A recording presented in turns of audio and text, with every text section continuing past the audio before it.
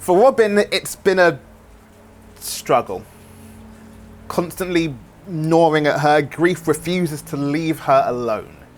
Even invited itself to the funeral when her friends and family couldn't attend and had to watch online. Abdul's been feeling lifeless from the living room when grief cold called him.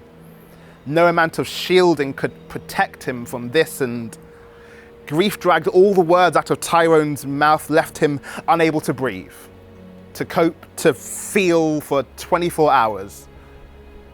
The next day, Tyrone went back to working from home. Sometimes grief still visits him in different guises, is an email he wasn't expecting. It suggests itself on YouTube and is a friend he might know on Facebook, and Tyrone's learnt to let grief be a part of his life now. And sometimes grief isn't poetic. It just hurts. And it hurts, and it hurts, and whilst we're in lockdown, it feels like grief has nowhere else to go, because grief doesn't social distance, grief doesn't wash its hands, sometimes grief just sucks. And we go on, because we have to. Uniting in memory over loved ones we've now lost.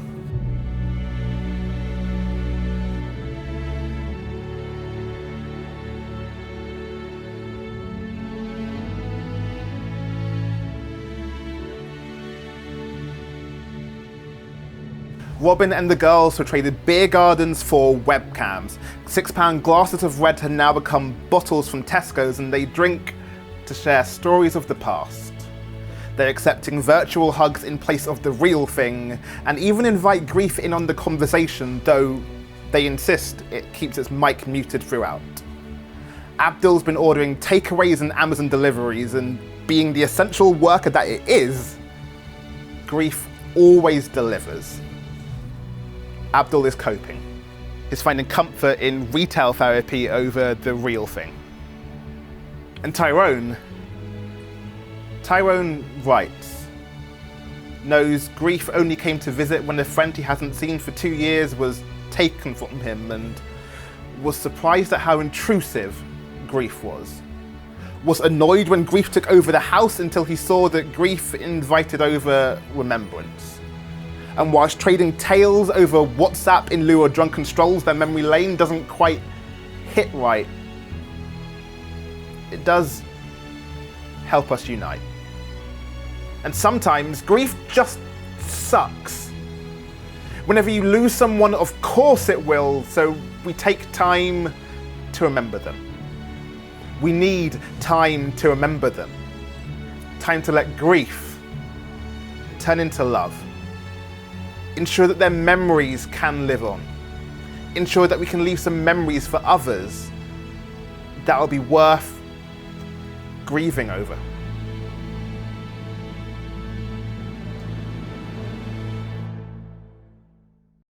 Welcome, everyone, to our moment of reflection on the National Day of Reflection, the first anniversary of the first UK lockdown. I'm Janet Ellis. Today is a day for us to come together to reflect on our collective loss, support the millions who've been bereaved, and hope for a brighter future. This morning we'll be hearing some wonderful readings and spoken word performances, also some personal thoughts and reflections from personalities like Kate Fox and Jim Carter.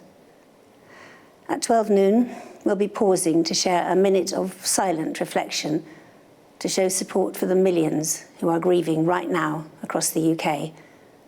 And this will be followed by a beautiful performance from the London Community Gospel Choir. But first, the CEO of Marie Curie, Matthew Reid, is here with me to talk about the National Day of Reflection and why Marie Curie is leading this day, 1 year on from the first UK lockdown. Matthew, can you tell us why the Day of Reflection is so important today? The Day of Reflection is so important because we are so aware that that over the last 12 months, since the pandemic period started, millions of people have been bereaved, and many people have experienced that grief on their own and been unable to reach out and be with loved ones when they were dying. I felt isolated sometimes in their grief and haven't been able to be with family or to hug or to be with them when they wanted to be there. So today's a unique time for us to come together, to pause, to reflect, to spend some time, be able to connect with other people who we know have been bereaved, but also to remember those who have died and to reflect on them, but also to reach out to the future as well. As you say, people at home haven't been able to come together. So what difference does a day like today make, do you think? I think it's a really important part of what it means to be a human being, that when we experience deep loss or grief, to be able to share that with other people. There's no one way of grieving, and different people experience grief in different ways. But there is a sense of wanting to be together and to find ways in which we can share the commonality of our loss, our individual loss and our collective loss. What sort of difference do you think it'll make for bereaved families across the UK then, this day of reflection? Well, we've had the privilege at Marie Curie of caring for many, many people over the last 12 months who have died. And we know that it's really important for people to be able to recognise the loss they've had and to be able to express their grief. And when that isn't possible, it can lead to long-term psychological problems and long-term emotional problems in people's lives. So the chance to come together now is to be able to express that grief, partly so we can reflect back, but also so we can reach out into the future. It's a really healthy human part of life, is being able to love and then to recognise the loss that comes when people die and to grieve for that and to mourn for it. Matthew, what will you be reflecting on today? Well, I think inevitably, as with people across the country, I'll be reflecting on just how many people have lost their lives over the last 12 months from COVID and many other conditions, and most millions of people have been bereaved. But I'll be particularly thinking of people who have died at Marie Curie over these last 12 months from COVID and from other conditions, and those tens of thousands of people who we've had the privilege of caring for in the last stages of their life. I'll be thinking about them and actually thinking about my colleagues and what a tremendous task they have done over the last 12 months to care for so many people in such a wonderful way. Thank you so much, Matthew. Now, joining us via video call from Northern Ireland is Jenny Wilson. Jenny's here to share with us her experience of grieving during lockdown after her mother sadly died just over a year ago on the 17th of March last year. Jenny has been actively supporting the campaign for a National Day of Reflection and even addressed a message to the Prime Minister in September last year after her mother died just at the beginning of the pandemic. Now, her mother's funeral was meant to take place on the first official day of lockdown, but it was cancelled. Jenny, can you tell us a bit more about what actually happened on the day? Yes, of course. So my mum's funeral was supposed to be on the 23rd of March last year, as she passed away on the 17th.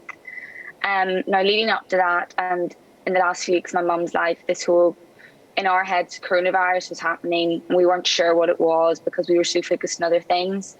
However, in that final week of her life, and the week in between her passing away and her funeral, we became aware of lockdown descending and different rules coming in. So we weren't really sure what was going to happen. However, unfortunately, it wasn't until the actual day before that we found out that we were going to have to completely cancel the funeral. And it was quite a shock for all of us, I think. But instead of that, just the family, so me, my dad, my little sister, and my granny and my auntie all gathered together at the time that my mum was being buried with the minister of our church and just were able to speak a few words. And I'd always planned on speaking at my mum's funeral and knew what I was going to say for about a month. So at the time, again, that she was being buried, I said that, and I also posted it on Facebook for all the people to read who would have been there. I'm so sorry to hear that. It must have been so hard for you, and I know it's replicated across the UK. You haven't been able to grieve then, really, because of social distancing, but was there anything that you found helpful over the past year that's helped you cope with your grief in isolation? Yes, thankfully there has been, and various things. At the start, whenever we were in total lockdown, I wasn't able to see anyone. I actually ended up baking a lot. And I've heard of other people doing that almost to distract themselves. And that was never the intention. But I just ended up loving baking and baking for other people. And it provided me with a great distraction. And thankfully, in the later half of the year, I've started university and moved out of home. And I'm living with a group of friends in my flat at uni. So again, that has just helped me be distracted. It's provided me with with support and allow me to be around other people. Well, I hope I'm not speaking out of turn, Jenny, but I think your mum would be so, so proud of you. Can I ask you how you're going to mark the day of reflection? Well, I think it's just really important for me to remember my mum and who she was, and especially those last few weeks of her life. I was very fortunate to get to stay at the hospice with her, and I spent a lot of time with her. So I'll just be reflecting on that time I did get to spend with her, as well as thinking about everyone else who has passed away over lockdown and didn't get a funeral, and all those amazing doctors, nurses, hospice care workers in particular, because I've experience of being around them, who continue to work so tirelessly throughout lockdown as well. Well, I can feel your grief, but I admire your positivity. Thank you so much for sharing that, Jenny. Take care. Jim Carter has been a wonderful ambassador for this National Day of Reflection, and here he's going to read Maya Angelou's wonderful piece, Touched by an Angel. We, unaccustomed to courage, exiles from delight, live coiled in shells of loneliness, until love leaves its high holy temple and comes into our sight to liberate us into life. Love arrives, and in its train come ecstasies, old memories of pleasure, ancient histories of pain. Yet if we are bold, love strikes away the chains of fear from our souls. We are weaned from our timidity in the flush of love's light. We dare be brave, and suddenly we see that love costs all we are and will ever be. Yet it is only love which sets us free. Now we're going to hear from Dr. Mark Honigsbaum. Mark is a medical historian, journalist and academic, specialising in the history and science of infectious disease. He's written several books on the history of pandemics, and he's currently senior lecturer in the Department of Journalism at City University of London. Thanks, Janet. So COVID-19 has obviously been a very traumatic event for many people around the world. It's one of the biggest pandemics we're ever likely to experience in our lifetimes. But of course, it's not the first pandemic that has visited civilized societies. So if we think back to the last century, HIV/AIDS was a massive pandemic. We're still living with HIV/AIDS today, almost 40 years later. And if we go back to the beginning of the 20th century, then of course we had the 1918 to 1919 Spanish influenza pandemic. But the curious thing is that although that pandemic killed between 50 million to 100 million people worldwide, it wasn't commemorated at the time.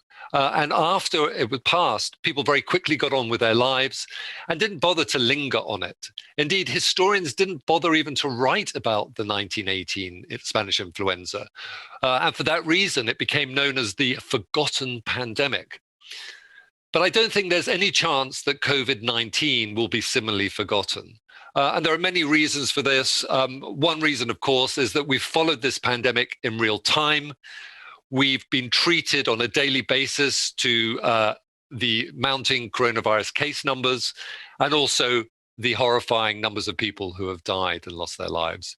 But the other major reason is that never before in medical history have we practiced social distancing on this sort of scale.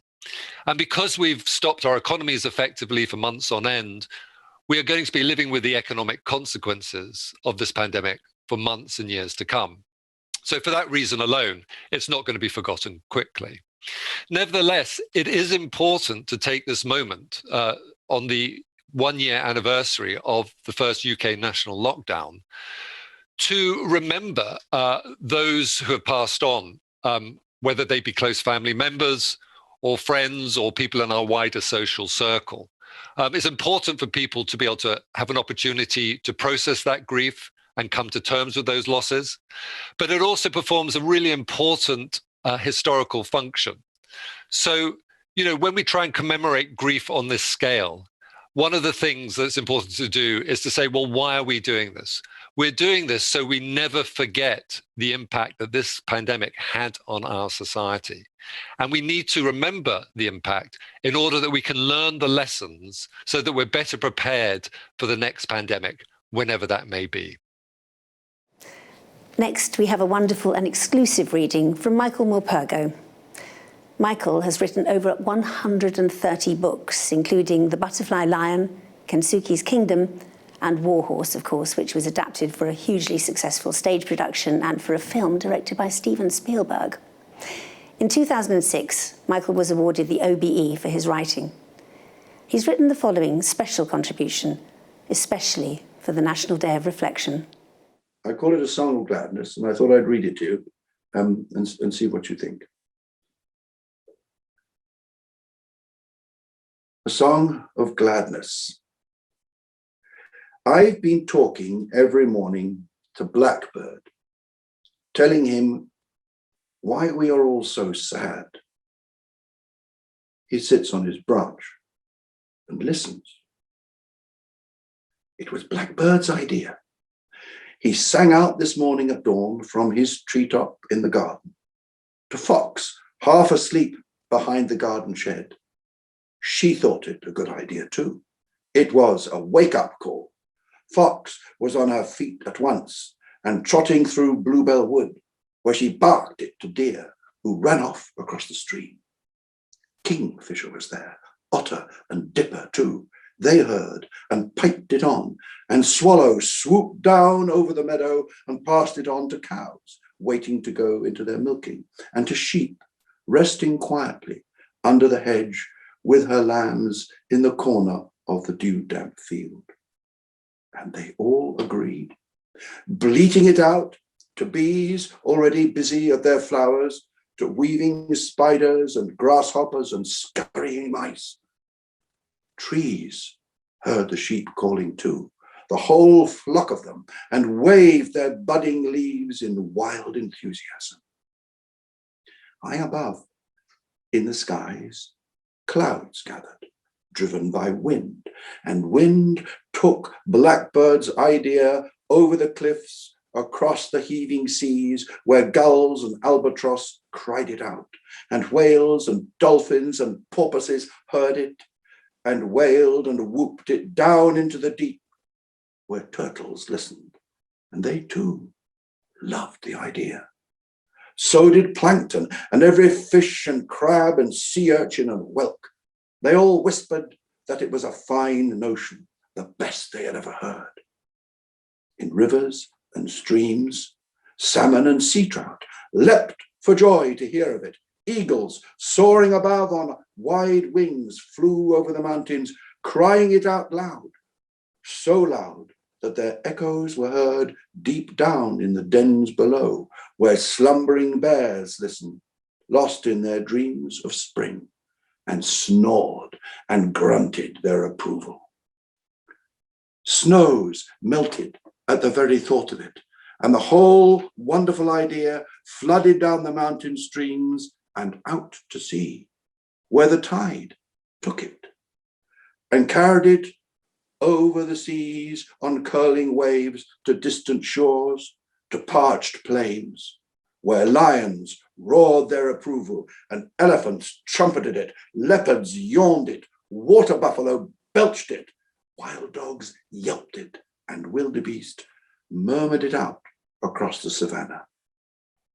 Then storm lifted the idea up over rainforests, where rain took it and poured it down on gorillas in the mist, on chimpanzees in their sleeping nests, and crocodile swished his tail in his swamp and clapped his great jaws shut, smiling at the very thought of it. Howler monkeys and gibbons echoed their calls loud over all the earth. They are that loud. And then, from far up high, sun heard it too, and shone it down over deserts, where oryx stamped her foot, impatient to be getting on with it and doing it. She loved the idea that much. Even camel, who rarely joined in anything, thought this was the best and most beautiful idea he had ever heard. Back in the garden, Blackbird waited till everyone was ready. And then he began to sing. And the whole carnival of animals, every living thing on this good earth, joined in until the globe echoed with the joy of it. And Blackbird was very pleased. But I was still lost in sadness. As I had heard the earth singing around me, I knew it was a song of forgiveness. So I asked Blackbird if I was allowed to join in. And he sang his answer back to me. Why do you think we are doing this, you silly man? We want you and yours to be happy again. Only then will you treat us and the world right again, as you know you should. Only then will all be well. Sing, silly man. Sing, sing, sing. Our song is your song. Your song is our song. So I sang.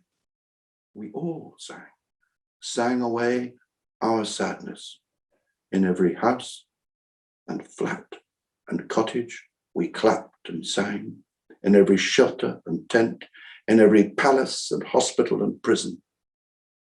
They heard, and we heard, our song of gladness echoing about us in glorious harmony across the universe.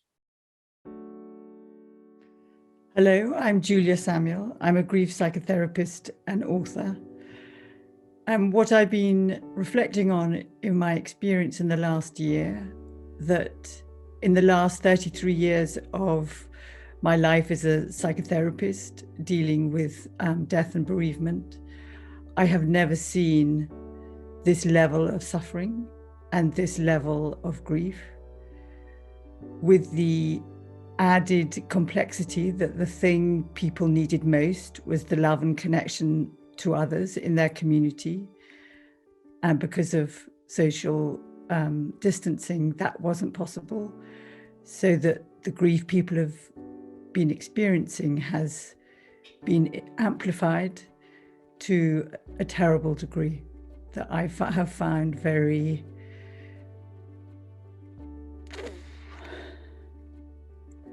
it's terrible to witness.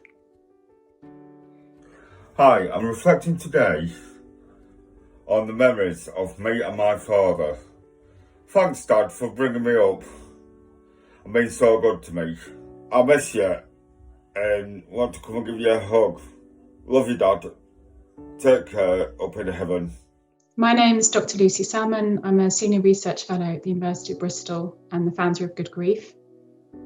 My reflection on the past year is really how extraordinarily challenging it's been for people bereaved during the pandemic or just before, who've had to cope with so much at such a difficult time.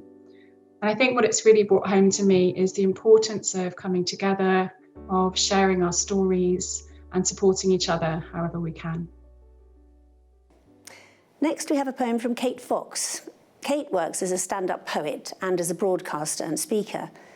She's been poet in residence for the Great North Run, Glastonbury Festival and Radio 4 Saturday Live. She's also created 2 comedy series for Radio 4. Today, Kate is reading her poem, The Funerals, inspired by a funeral during the pandemic. A year ago, I didn't think I would be publishing pandemic poetry. I didn't even know there was such a thing. And last April, my beloved stepmum, Rosemary, died in a care home with vascular dementia and possibly COVID. And at first it looked like we couldn't have a funeral at all, which felt awful. And then it turned out we could have a small one outside. And actually, in the end, because we were able to make it personal to her, it felt intimate and beautiful and very her. This is called The Funerals. The funerals happened outside, if at all, the end of that spring, when daffodil coronas crinkled like elderly necks, this year's tasks done, lining the verges as if waiting for someone to take them away. We gathered under the shelter of the crematorium's porch, semicircling the coffin they'd brought out on a trolley as if it was luggage. A small music speaker, a photograph of her magically restored to 22, hand sanitizer in our bags, 7 shot glasses for sherry. I didn't know the green globe ready to release when the petals fall is called an ovary. Her neighbours placed a plastic folder containing a photo collage of her garden on the coffin. The daffodils she didn't get to see that year had never looked more magnificent. And something I only half believed when every afternoon ended with the totting up of the dead. The day after she died, her daffodils bowed their heads. When I think about the past year, inevitably I start by thinking about loss. I lost my stepfather, John, and then 41 days later, Andy, my husband and soulmate, at the start of the pandemic. But what I can tell you now is that although they're dead, the love survives and surrounds me.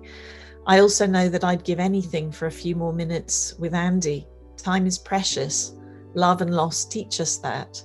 I honour the lovely dead by trying to make every minute count. I am more determined than ever to use my time well. Reflecting back on this last year and the way it's altered my grief and the way my grief functioned during that year, because we had so much more time to ourselves, where we couldn't go out and distract ourselves and find other ways to do things. There was a lot of time to sit and think and ponder on what would have been and what could have been. But what I found was that I'm at a point now, 3.5 years since my wife died, that all that time I had to think about her ended up being incredibly positive, and that I came away from it with so much more happier thoughts and a kind of more comfortable relationship with my grief demon who sits in the corner. And I came very much more at peace with who I am as a result of this, and that I have changed quite a lot since she died, and being forced to become a different person again through lockdown. I think and I came to terms with that. So for me, what I'm reflecting on is how lucky I am, really, to be here and to have another day. I try to reflect like that every morning by having a bit of time of meditation, and also in that reflection to be mindful that not everyone has a new day, and because they don't have a new day, that I should make sure that this day that I do have is the most productive day possible. This day is important to so many communities across the UK who've all been affected by the pandemic differently. I'm going to be joined in a moment by Patrick Vernon, OBE, who has set up a new organisation to help support Black and Asian families. Patrick's going to tell us how losing his brother-in-law during lockdown inspired him to create the Majonzi Fund, which is launching today in partnership with the Ubaili Initiative. Patrick, welcome. Thanks for joining us. Can you tell me about what inspired you to set up the fund? Yeah, I mean, obviously the pandemic has had a massive impact on all families and communities in Britain, and the death tolls are still happening. I lost my brother-in-law to COVID in April last year, and as a community activist campaigner and someone that's worked in health and social care for a number of years, our family, along with tens of other families, particularly from Black and Asian Norfolk communities, were trying to grieve and couldn't grieve in the right way because of restrictions on our cultural practices around grieving, restrictions on faith practice on grieving. And I decided to launch the fund as a way, after lockdown, that people could have the time to plan events to commemorate the loss of loved ones, especially those who have died linked with COVID, either working in frontline services such as the NHS, transport, retail, died in care homes, or in the community in general. Behind me is an image done by Henny Beaumont, who's a Guardian artist, and she designed this as part of fundraising efforts for Majonzi Fund, recognising BME talent working in the NHS from who have died linked to COVID as frontline workers, and therefore we need to give more recognition to frontline staff who have dedicated their lives and have died tragically as a result of COVID-19. Which was a splendid initiative. Thank you so much, and just take a moment to say how sorry I am about the loss of your brother-in-law. Thank you very much. Splendid inspiration from that. Thank you very much. We will now hold 1 minute of silence. We invite you to take some time and space to think about the last year, to reflect on your own loss or that of a loved one, and to remember those who have lost their lives.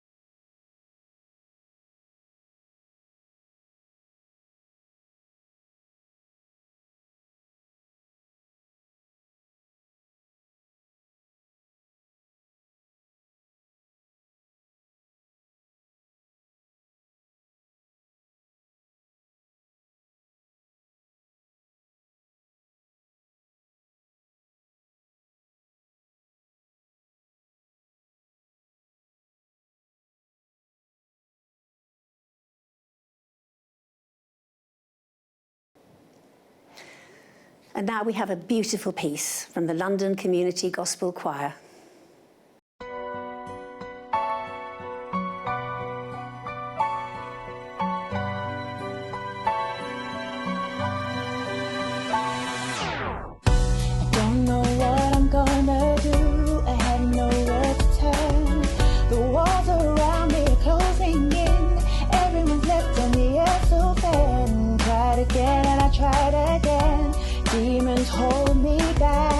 I need to be free from this jail. I need the key.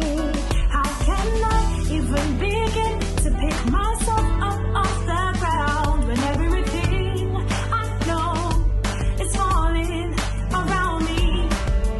What do I feel when everything in me feels hopeless?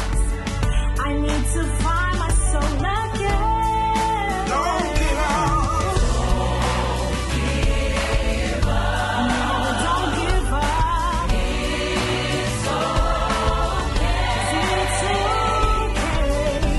Yeah.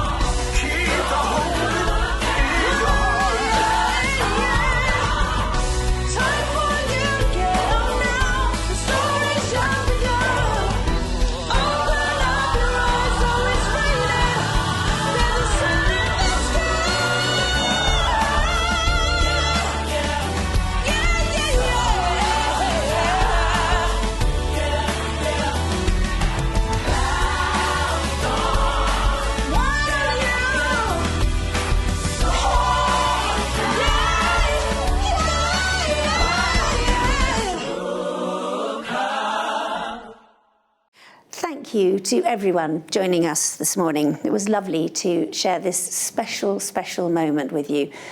I hope you found it as inspiring and as comforting as I did. Later today, you can join Annika Rice, who'll be hosting a panel on finding hope and meaning after COVID-19. And the BBC Radio 6 music DJ, Gideon Coe, will be talking about the special role that music can play in grief with Susie Quattro, Steve Harley and Catherine Mayer. You can sign up for all these talks and more on the National Day of Reflection webpage, and all our online events will be available to watch again from next week on the Marie Curie website. Thank you. Go well. Take care.